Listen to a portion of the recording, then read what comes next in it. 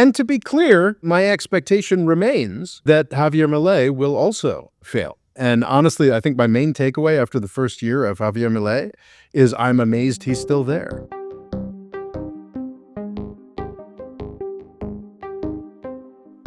Hello and welcome to the More Freedom Foundation podcast. I am Rory, in charge of podcasting, and in charge of politics is Robert Morris. How are you this time? Not bad. No real complaints. It's sort of very cold in New York City, which is a good thing. We're actually doing winter, but it's late February, so you can see the light at the end of the tunnel. Mm-hmm. How did your skiing go? It was lovely. It's quite... one of the most fascinating things about Utah is I did not rent a car. I was mostly doing Ubers and some very long Uber rides, is that it appears that most of the Uber drivers are from Venezuela. Okay. Or some other South American country. So I got a lot of really great opportunities to practice my Spanish, Rory, which I was not expecting so much on a ski trip in Mormon country. Did they have many interesting things to say about Venezuela?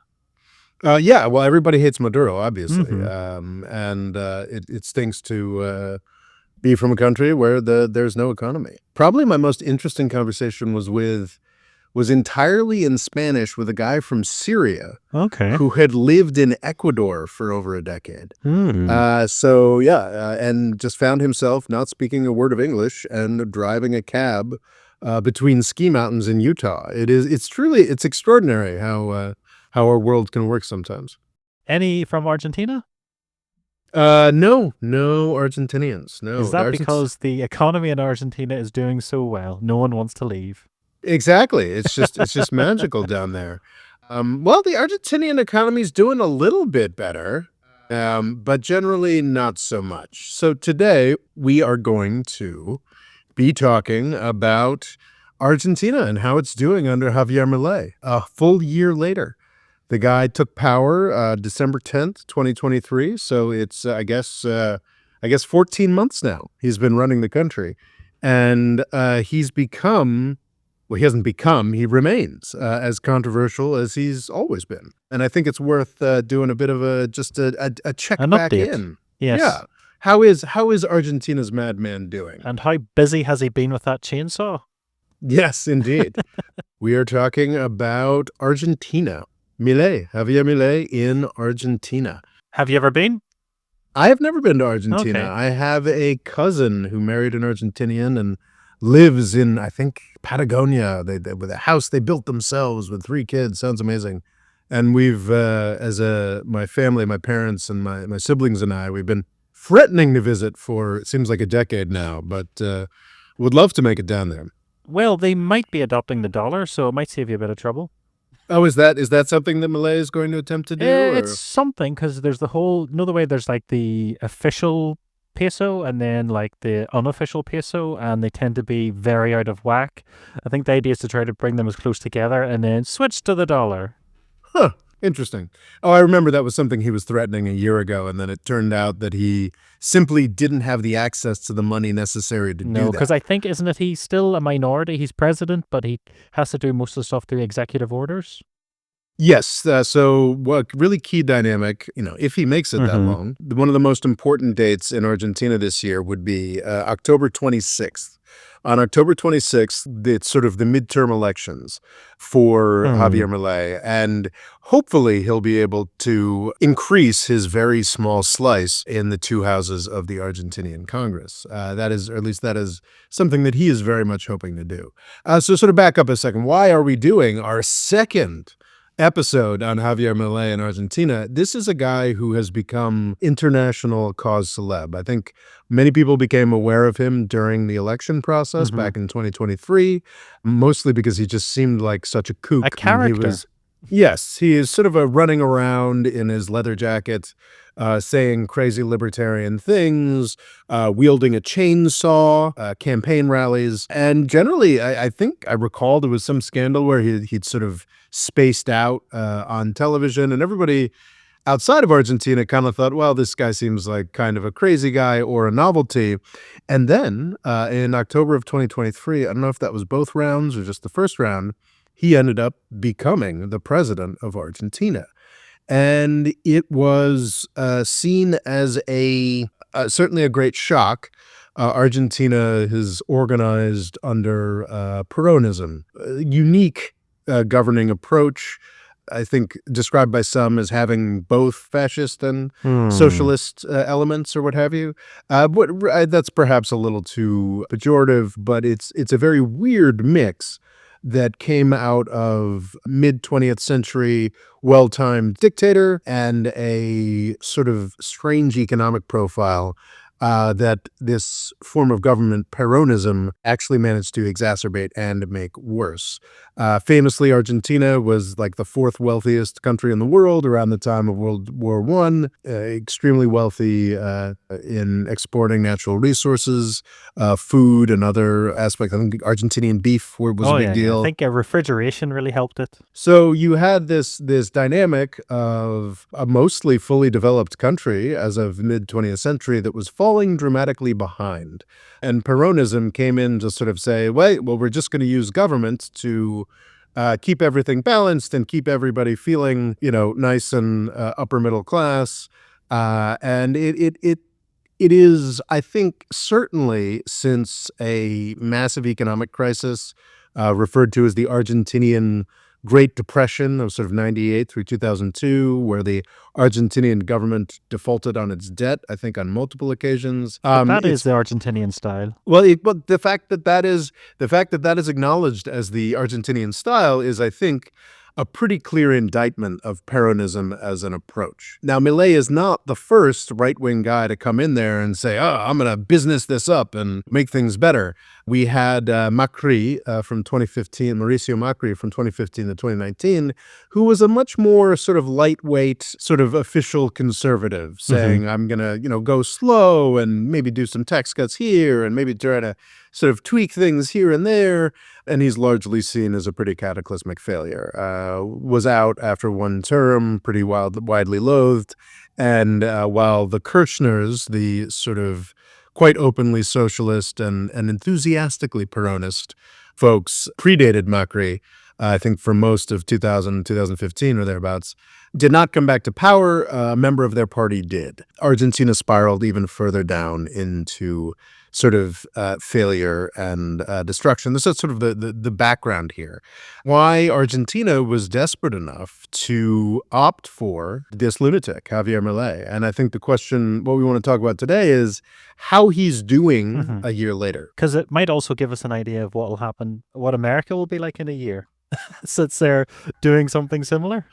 Well, Rory, that's exactly what I want to push against. One of the things I want to push against Are in you today's trying to say that episode. Argentina and America, in their current forms, are different economically, and they shouldn't implement the same policies? That is exactly what I'm No, trying to it's very say. no, no. I No, don't. I'm no, not no. And buying it. it's like, well, and I think that's a very common approach, actually, Rory. And I think a lot of people are, I think, foolishly looking at what Javier Milei is up to in Argentina, after all, a very different country from the United States, and saying, oh, this is very similar to Musk and Doggy and Trump and Russell Vought and Project 2025. And I would submit that no, actually, it's not. It's in fact quite different. There are absolutely, I have fallen far from the libertarian faith of my youth. I no longer believe that Anglo-Saxon economics or pro-business fundamentalism is what countries like Britain and the United Kingdom need. However, I do acknowledge that there are countries in this world that have organized themselves on very different principles that actually could use a little more libertarianism or Anglo-Saxon economics. And I think to some extent, Javier Milei has demonstrated in his first year what I had already suspected, which was that Argentina is in fact one of those countries that can benefit from a little more libertarianism and a little more Anglo-Saxon economics. And I think it poorly serves analysis in the United States and also poorly serves Argentina to argue that these two countries need or could benefit from the exact same solutions. There is some superficial similarity to what Dogi and Javier Milei's programs are, but the circumstances of the countries are so vastly different. It's sort of like saying like a round of fertility treatments helped this woman have a baby, so it's going to help this man have a baby. Is Okay. sort of like Yeah. that is how different I see the political economies of the United States and Argentina as being. Would you say that Argentina's done a better job of looking after its poor than America has? Considering that, like, I feel like Argentina should be much more impoverished than, obviously the way it's portrayed. It feels like it's able to push a lot of its government money towards helping the poor, which maybe may make it less dynamic in the long run, but prevents sort of current day annihilation. I would say definitely. And like Argentina is a strange outlier on a bunch of dynamics. The thing that really sticks with me is that they are a Spanish-speaking country that whose stock primarily seems to be from Italy. And they have, I think, completely like mid-20th century replacement levels for fertility and demographics. That's shocking. Like you look at most of Europe with similar, actually probably smaller social welfare provisions or what have you. Italy is a country that's largely seen as dying out. Spain isn't far behind. But no, Argentina has shockingly high fertility rates. It's clear that Peronism has some benefits, but it's also clear that Peronism under the current prevailing system of I don't know, capitalism, world system, how things work, what have you, is completely unsustainable and is simply not working. It cannot pay for itself. Yeah. The only thing that Javier Milei's rivals said is like, well, we're just going to keep doing what we're doing, and we're gonna hope that some of these lithium mines work out, so we can keep doing what we're going to be doing. And I think a year later, lithium prices are now even deeper in the basement, and none of these resources. And also, I think, is it BYD has a battery that doesn't have any lithium in it, if I'm correct? Well, So, there you go. and Yeah. yeah. So really, the only alternative that Peronism had to offer, and yeah, it's better for the poor. It yields a happier country where people want to actually have kids, but it simply wasn't functioning as it wasn't allowing Argentina to function as a country or an economy in the world space, like on any level. And to some degree, I mean, the hope is that you have Javier Milei for 4 years or 8 years. He gets things back on a sensible path, fiscally, economically speaking, and then the Peronists can come back in and keep things nicer, or like. But you just had this situation where everything was dependent on the public sector. Unions were incredibly, infinitely powerful, and like you couldn't make any positive changes to the macroeconomics of Argentina in any sustainable way.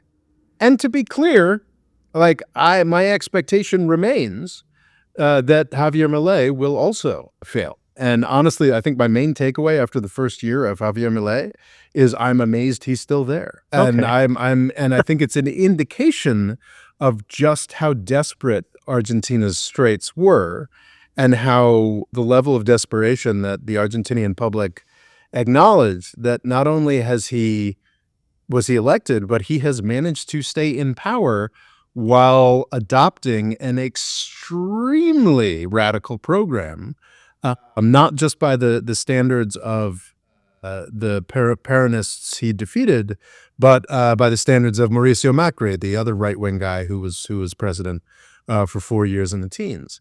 Staggering. But apparently even the unions and the workers are sort of in favor of it, because it's like, yes, it's extreme, and I think poverty went up for a bit, and then this quarter it's gone down a bit, so they're almost like they're willing to go with it because the economy's getting a slightly better, so they're kind of, I guess, on hold with them.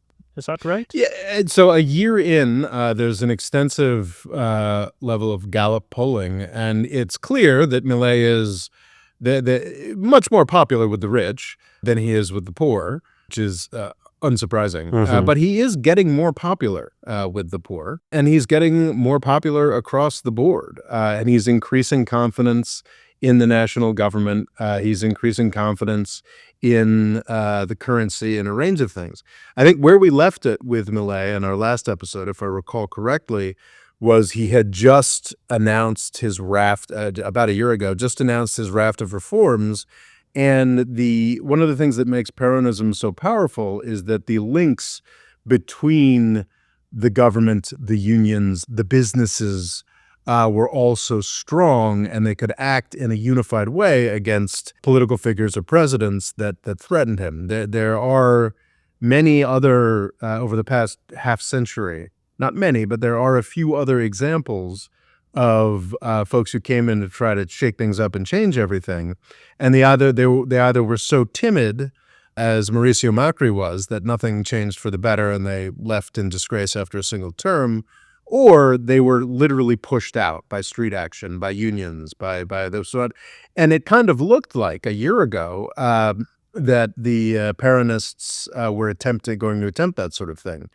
But no, I think that the Argentinian public had gone through that cycle enough times and realized that things were not getting better. One of the main priorities at the beginning of his term was a drastic peso devaluation. And I think that was, you had pointed earlier on to the mismatch between the official dollar peso rate and the actual dollar peso So rate. the official could be something like 370 to the dollar, while the real price, the blue price, I think it's called, would be 1,000 to the dollar. So I didn't find those figures. Are those figures now closer than they used to be with the devaluation of the? It seems like they were a bit closer and then they got bigger again. Like, as I say, some quarters he's doing great, other quarters he's not. So it's still difficult to tell.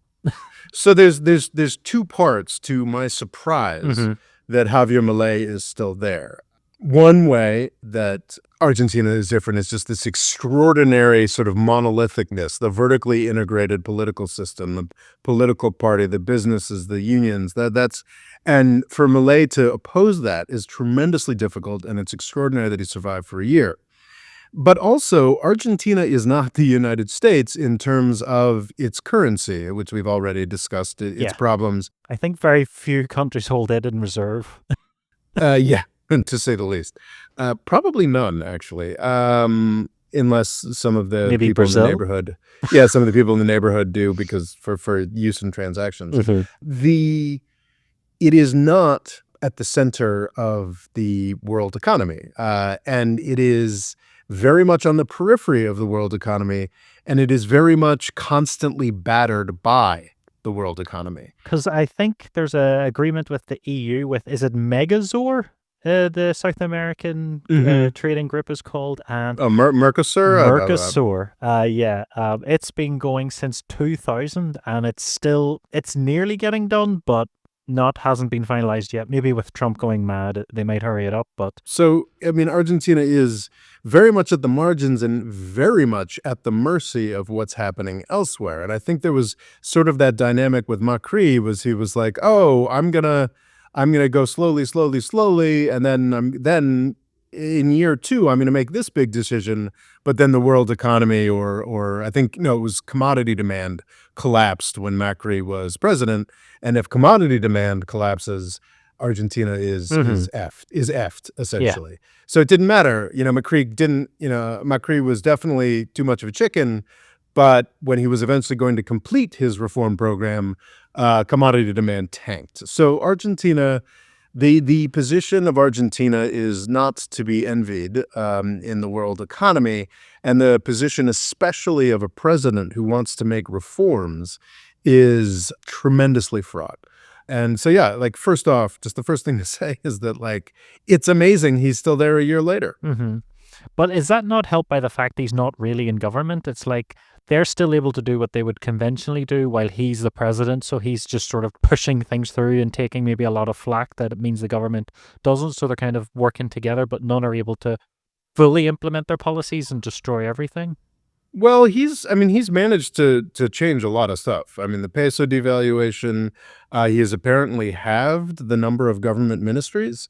What that means in terms of how many people have been fired, I don't know, but there are, I think there were 18 government ministries and now there are 9. He has been, and I can't speak to the vagaries of what it means in the Argentinian system to, have a president and divided government. But my understanding is he's been able to do a lot of stuff. I think he's been able to do a lot of stuff despite not having control of the government, either house of the legislature, because his political opponents recognized that he had a real mandate and recognized that Argentina's position is disastrous. Yeah. And it is clear that a year later, despite the immense suffering that his programs have caused, he's actually quite popular, which is also shocking. Even though, are frankly. you aware of the most recent thing he's associated with? His crypto scam, Yes. which may affect his popularity.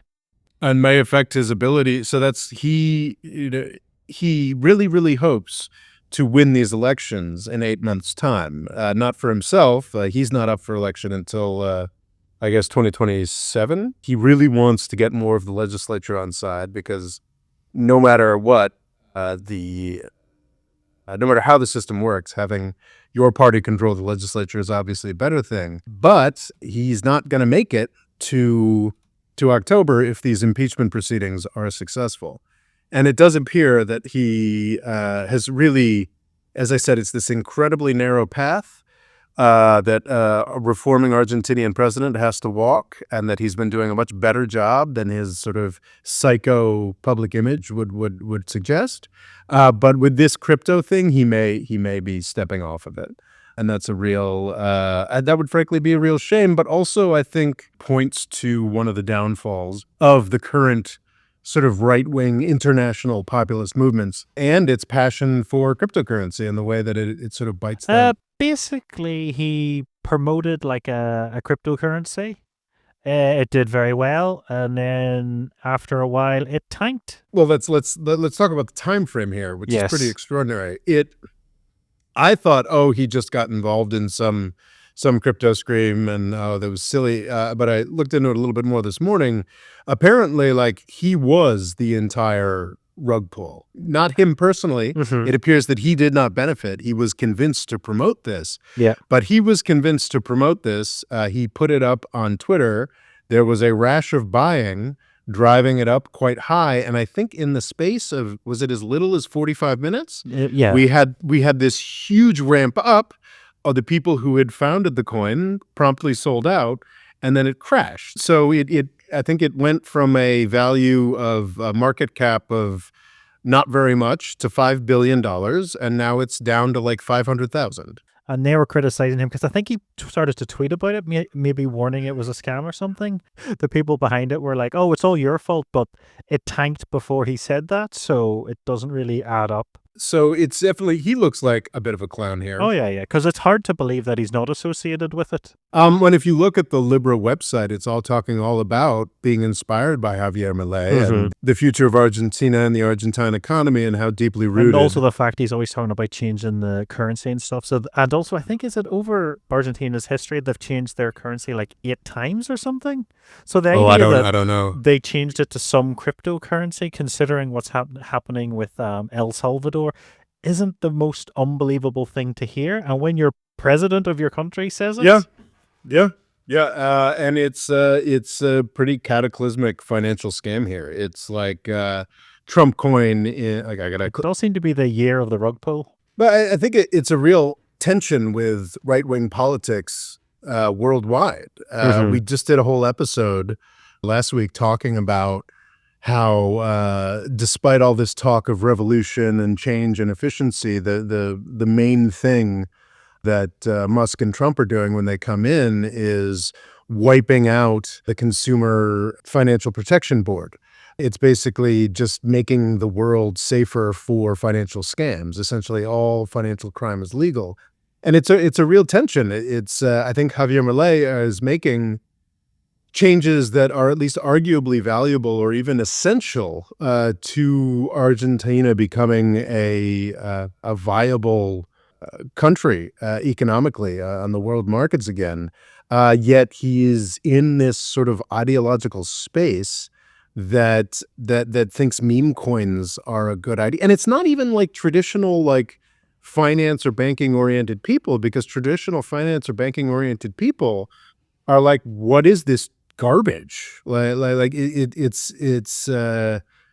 It's utterly indefensible. Well, it's And I also just think, any meme coin is a pointless coin. It's not even like it's just saying I'm a joke coin. It's not even like pretending to be something useful like Ethereum or Bitcoin that just seems to be gold. It's like, oh, here's something that's just pointless and a novelty that you don't even get to hold or touch.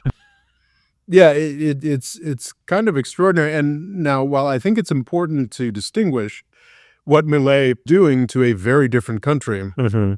from what Trump is doing to a very different country, it's clear that Milei is very inspired by Donald Trump Yeah. and very much wants to be Donald Trump's friend. I think that's also entirely strategic for the Mm-hmm. president of Argentina, who's trying to turn the economy around. But yeah, I think he was probably convinced to do this Libra thing in part because of Donald Trump's perceived success Mm-hmm. with Trump coin and Melania coin. But there's also calls for his impeachment and stuff over the incident. So 40,000 individuals were involved in this, but obviously the vast majority of them lost their money because it was a fraudulent coin.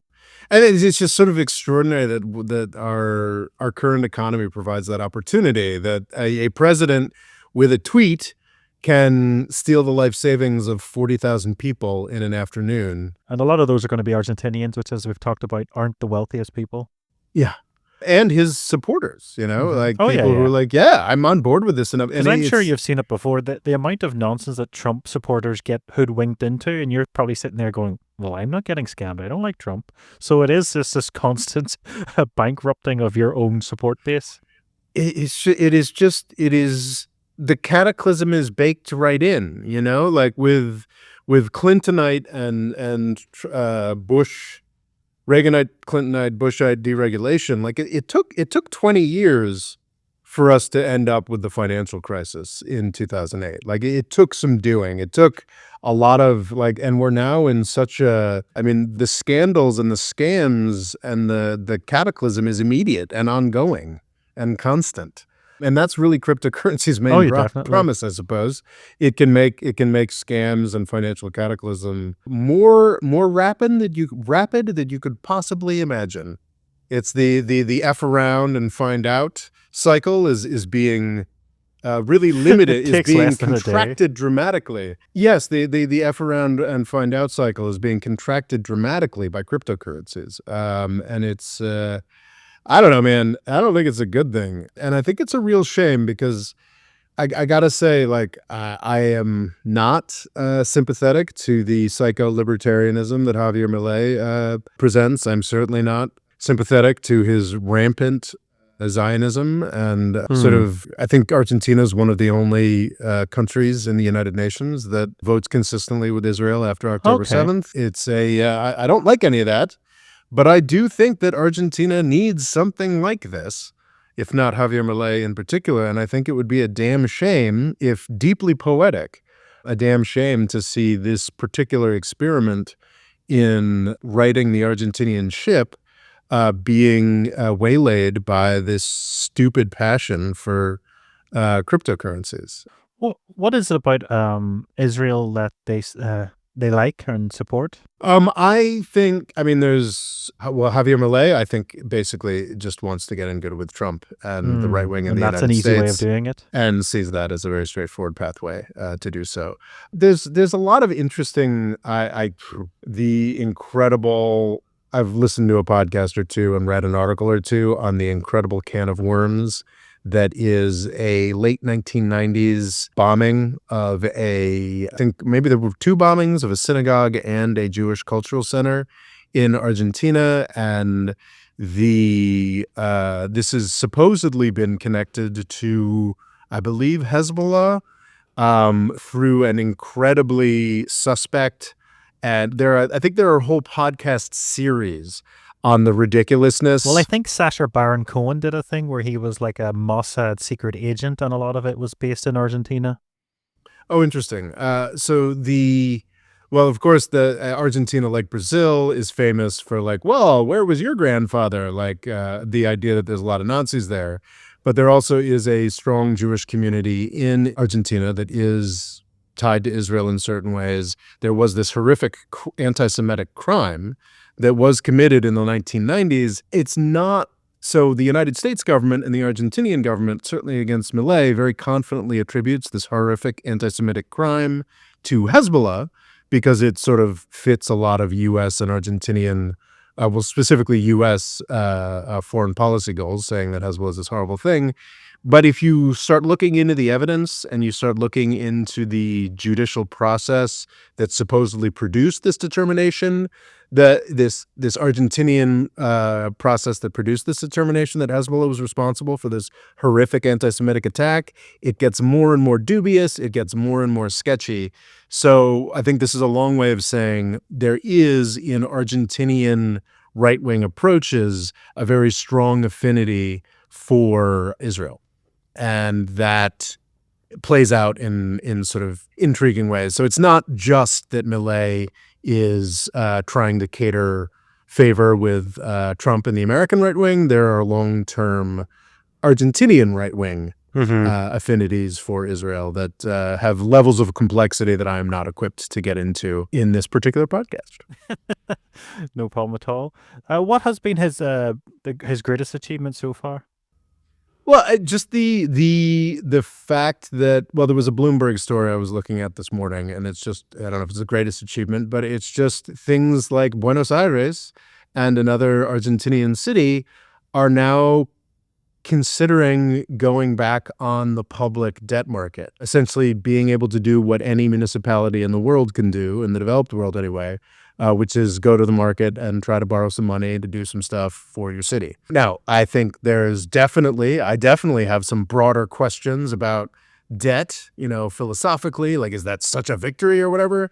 However, it is undeniable that if you're functioning in our current system, circa 2025, this is something that countries and cities should be able to do for much of 2 decades now, much of 3 decades now. Argentina has not been able to do that sort of thing. Or when it has been able to do that sort of thing, it's had to be facilitated by the IMF and quasi-governmental organizations. And yeah, debt's not great. That's not like an amazing magical thing, but it is it is a component of having a functioning government under our current system. One thing that links it to the Welsh Assembly, which for whatever reason isn't allowed to get to debt, but also I think Argentina has a very big Welsh population to the point where it's like nearly as many Welsh speakers are in Argentina than in Wales. That surprises me. And they actually speak Welsh, or they're just descended? No. There's strong Welsh-speaking communities there. Well, you learn something new every day, Rory. Yeah, that kind of blows my mind. Basically getting into debt to buy bridges and roads and all your basics is just how cities and countries operate. Yeah, that's how government functions, and Argentina has not been able to do that. Under Mauricio Macri, the right-wing guy, there were, frankly, I think under Mauricio Macri, Argentina's central government was encouraged to get into too much debt, and that's sort of at the origins of the unsustainable debt load that Javier Milei found when he started. But just the ability of Argentina to participate, Argentinian cities, municipalities, government as a whole, to be able to participate in the world economy like a normal country again is something to be celebrated. And to be clear, Argentina is nowhere near there yet. No, it's still a very special, unique place. Yes, but progress, very real progress is being made. It is too early a year into this to declare the Javier Milei experiment a success or a failure by far. But I think it is worth pointing out, as I pointed out many times, it is extraordinary that he's made it this far. But it does give optimism, would you say, for Argentina? The fact that a lot of the major milestones, I think, is that energy subsidies have been lowered and also inflation's gone down, which is your classic. And I think Argentina famously had just crazy inflation. I think it went up to, with the worst point, 250%, which It's hard to even comprehend, and now it's gone down to like something like 20%. It's confusing, and I Mm-hmm. spent I feel probably like a half hour this morning trying to parse out what the annual inflation rate was versus what the monthly was, and it's especially difficult in the context of Argentina, where like some of their monthly inflation rates are similar to other countries' annual inflation rates.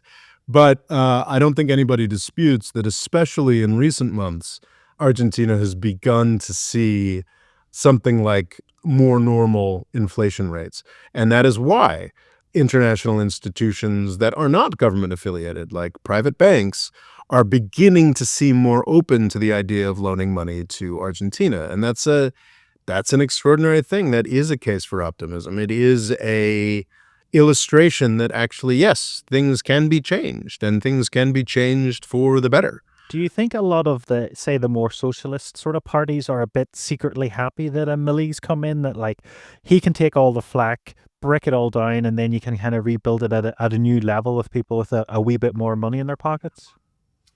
I mean, that would require a great deal of foresight and nonpartisan thinking on the part of the socialists that perhaps I'm reluctant to credit to anybody, Rory. I'll be honest. Yeah. I don't think necessarily that they planned it, more that now that it's happening, they're secretly pleased. I don't think Okay. they're You think pleased. they I all don't hate him? think. Yeah, I think socialists don't like Javier Milei very much. But I do think that there. I think it's fair to say, whether it's been, nature or nurture or whatever at this point, that there are deep cultural wellspring of support Mm-hmm. for a social welfare state in Argentina. I mean, these are people who want to be social democrats, who pride themselves on taking care of everybody in their country, this, that, and the other thing. But like for the average Argentinian voter who might feel that way and want those sorts of protections and be angry at things that Milei is doing in the short term, I do think that they see it as in their self-interest to have some austerity, to try to get back into the good graces of the world financial community, and to figure out how to actually function in international finance again. I think that people see the benefit because they've seen the costs of hyperinflation, of the inability to borrow money anywhere, that sort of thing. So yeah, I mean, it's clear. Like he is perhaps to call him popular would go a little too far, but his popularity is increasing as the ramifications of his policies shake out. Are you worried about the health implications? Seems like there's a large outbreak of dengue fever. About 500,000 people got affected last year. Like if he's cutting certain public bodies that may be protected against this, it's now left because it's a country with like an immense amount of biomes, so it means basically everything that could come around will come around in Argentina. I mean, like I can't speak to the details of whether he's cutting the the uh, the Argentinian equivalent of the Centers for Disease Control. I just don't know the details on that. I do know that the whole region is dealing with a dengue fever outbreak. As far north as Puerto Rico, I know that it's a serious issue. So I don't. I mean, have you read something that ties that No. directly to the and it, and one of the frustrating things I read a whole about the way that this is being covered in the United States is that, I'd say normally, if Donald Trump weren't president, normally the bias of U.S. government U.S. media coverage would probably be annoyingly pro-Millet, frankly, if Donald Trump wasn't president, because he's doing the kinds of pro-business stuff and Very Reagan. austerity that. Yes, that frankly, U.S. media loves wherever it happens. However, because of his affiliation with Trump, because of the affinities that I don't believe really exist between what he's doing and what Doggy and Musk and Trump are doing, I think I read this whole long opinion piece in The Hill that was like really ragging on what he was doing and sort of complaining heavily and finding excuses to hate on what he's doing and talking about how terrible it was for social, this, that, and the other thing. Da, da, da. And I was just sort of shocked because, he's been doing this for a year. Was that an article before or after Trump? I think it was very recent. It was the past month or so. Okay. Do you think that like Trump's changed a lot of heads, or do you think they would have criticized this anyway? Well, I think Milei has always been tainted with Trump ism. So I think this, and I don't know if it's directly related to the election or something. It's more just the presence of Trump and his sort of affinities. I think if a Democrat had won, then this critique probably wouldn't have been published. Mm-hmm. But I do think we have to be careful and just reading the article, it was just sort of like, and especially comparing it with other things that I read, it seemed more than a little disingenuous and perhaps even a little dishonest. It was sort of talking about long-term problems with Argentina Yeah, which isn't Milley's fault. as if they were exclusively the fault of Milei's disruption. Don't get me wrong, like Milei's disruption is causing real pain. It is driving up poverty rates. Even though I think poverty was down in the most recent quarter of 2024. Yes, it initially drove up both inflation and poverty rates, which was expected to a degree. It was a sort of devaluing a currency will lead to inflation. I think kind of like they're the same thing, kind of. Your money buys less when you devalue things. It does seem like poverty is now falling. It does seem like people like him. It seems to be working, which I'll be honest, Rory, I did not quite expect. It is a very active, we're recording this on February 19th. It won't be going up until the 3rd of March. And by the 3rd of March, Javier Milei could be out of power over this crypto thing. I don't think that's the most likely result at this point, but it is interesting, and I think worth marking and worth doing this sort of retrospective on just the year of Milei being in power, because it's entirely possible that he won't be in power. Can you see him negotiating the Falklands? He's talked about how basically Argentina always wants the Falkland Islands back, and he's talked about what the UK and China did, their agreement over Hong Kong. So can you see anything like that coming along? A sort of agreed, we'll take it in 50 years, something like that? Absolutely not. Okay. Yeah, no, yeah, like it's China, slightly different country with slightly different weight than Argentina. Where's the incentive there? I think even in 1997, or I suppose the final negotiations were under Thatcher in the 80s, even back then, it was clear that China had a lot more to negotiate with than Argentina does today. And, 20 years from now, who knows? 30 years from now, who knows? But in a plausible Milei presidency, I don't expect there to be any movement on the Falkland Islands. I mean, what does he claim he's going to offer? Lithium deposits, or something? Like it's not. It's not credible. Well, I think they're not large gas reserves, so maybe they could cooperate together, since Argentina is much closer. Maybe split it 50-50, but yeah. Yeah. It's sort of, does Argentina have a navy? I think it does, but I think it's deliberately underscaled to prevent anyone doing anything stupid again. Well, yeah, actually, I recall researching that the last time. The Argentinian military is intentionally underfunded because of the 1970s coup experience, which was apparently quite horrific, or perhaps just resonated more in the United States because at the end of the day, Argentinians are very similar. Reed is very similar to the U.S. So they had a particularly horrific coup experience and do not put much money into their military. Which is also, if we're talking about parallels and differences between the United States and what Doggy and Musk and Trump are doing and what Milei is doing, so far, despite a stray comment or two from Donald Trump, the Musketeers are not doing anything with the Pentagon. I heard that, like, if Musk was to step foot in the Pentagon, they would arrest him or do something crazy. Well, they can't really, because I guess they could, but the Pentagon does a lot of work with Elon Musk. And I don't think Musk really wants to attack the Pentagon in any serious way. I think that the United States and Argentina are fundamentally so very, very different. Oh, yeah. That, yeah, the absolutely. comparison doesn't make a lot of sense. Because Argentina can be out in the cold and it doesn't really affect the wider world. Well, but also like just if we were to say, for the sake of argument, that like Milei and Musk had some kind of similar project, then we'd be going after one of the greatest and most wasteful sources of government funding on the planet, and certainly in the United States, which would be the Pentagon.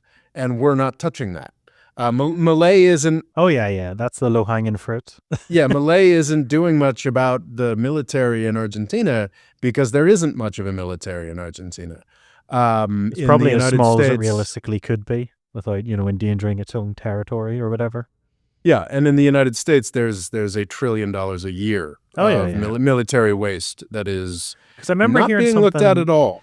What's the name of the thing where contractors basically get paid like what they're owed plus like expenses, which encourages them to just go crazy? And they're like, if you just said, look, this is the price and we'll pay you, like any normal government contract, like they're like, nah, I could save several billion easily. Trillion. So it's cost plus is the name of the contracting dynamic. And I think famously what made Elon Musk so successful with SpaceX was that he actually does not do cost plus or Okay. I'm sure he does now, but there was some of the initial contracts that he had through the commercial, I can never remember what COTS stands for, but some of his initial NASA projects gave him a set sum of money and were like, no, go do that thing. And he did those things instead of like getting the set sum of money and then give me billions and billions and billions and billions of dollars more. And that's another great tragedies of Elon Musk is that he actually is kind of an extraordinary innovator in government contracting and actually in defense, but he's not actually going to be enabled, or actually probably doesn't seem to be that truly interested in applying that knowledge more generally to the Pentagon or NASA. So should Milei cut the Argentinian space program? Is there an Argentinian space program? That's a very good question. I just know Europe's headquarters are in South America. Yeah, I'm sure I think every country has a space program, but that's, to find the right recruits to send off to European and American missions. I think the most surprising is the New Zealand space program. Oh yeah, I think they have a very successful like satellite launching business. Well, they have a great place to launch from, right? No, I think they have like one of the worst, but it doesn't matter because they're satellites. It's only if you want to slingshot it away that being at the equator matters. So since they're doing in Earth's orbit, it's not too bad. They're in a terrible location for slingshotting.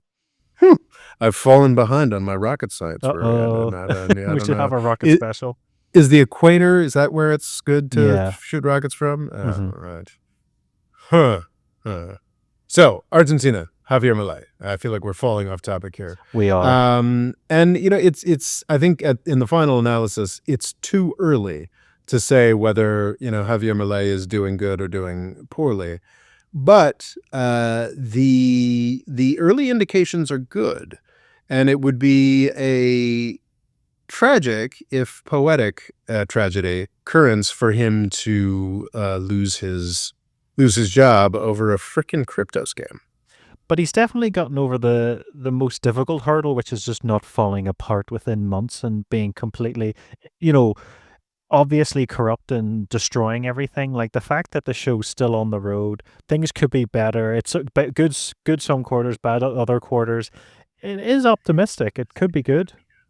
And just another contrast with sort of Trump and Musk. Trump and Musk have the courts, the Congress, presidency. There's nothing standing in their way, really.